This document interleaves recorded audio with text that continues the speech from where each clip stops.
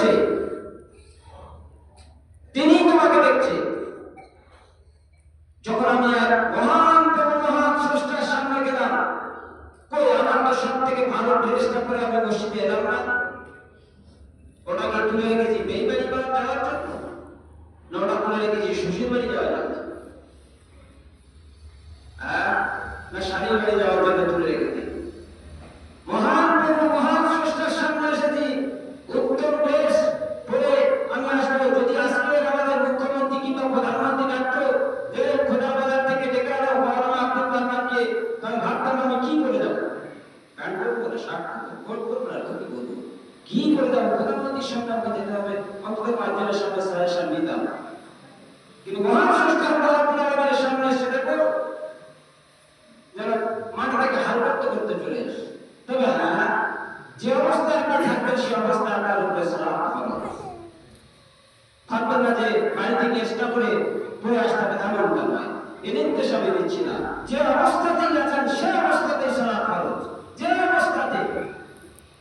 তার মানে কি, আপনি এমন জায়গায় আছেন, ধরে নেন সেখানে আপনি গিয়েছেন, ট্রেনে চলছেন, কোন দিকে কেবলা সেটা আপনি অনুমান করতে পারছেন না। মন যদি বলে যে এদিকে কেবলা, এদিকে মুখ করে নামাজ পড়ুন।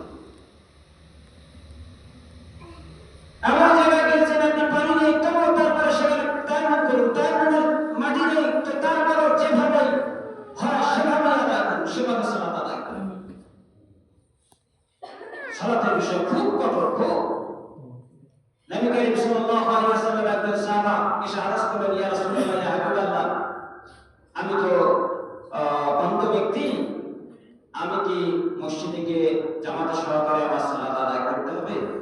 নবী করিম সাল্লাল্লাহু আলাইহি ওয়াসাল্লাম তাকে কিছুটা রুখসাত দিলেন, আচ্ছা যাও, তোমার আসতে হবে না। কিছুতে যাওয়ার পরে শোনো, আবার তাকে ডেকেছে, ইয়া রাসূলুল্লাহ, বলছে তুমি কি আযানের আওয়াজ শুনতে পাও? মসজিদে আযানের আওয়াজ শুনতে পাও? বলছে না। তুমি যে বলো কথা নয়, আযান যখন শুনতে পাও তারপরেও এসে মসজিদে জামাতের সহকারে নামাজ আদায় করবে। উম্মে মাকতুম রাদিয়াল্লাহু তাআলা আনহা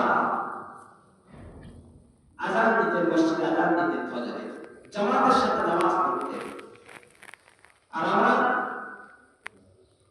আমাদের মুসলমানদের এখন ফজর সকাল হয় তো বেলা 8টা বাজে, তাই না? এখানে মাশাআল্লাহ হয়তো আগে ওদের ব্যবসায়ী মানুষ, কিন্তু সকাল হয় এখন 8টা 7টা বাজে। কোথায় ফজর আর কোথায় সকাল, কোন ঠিক ঠিকানা আমাদের নেই।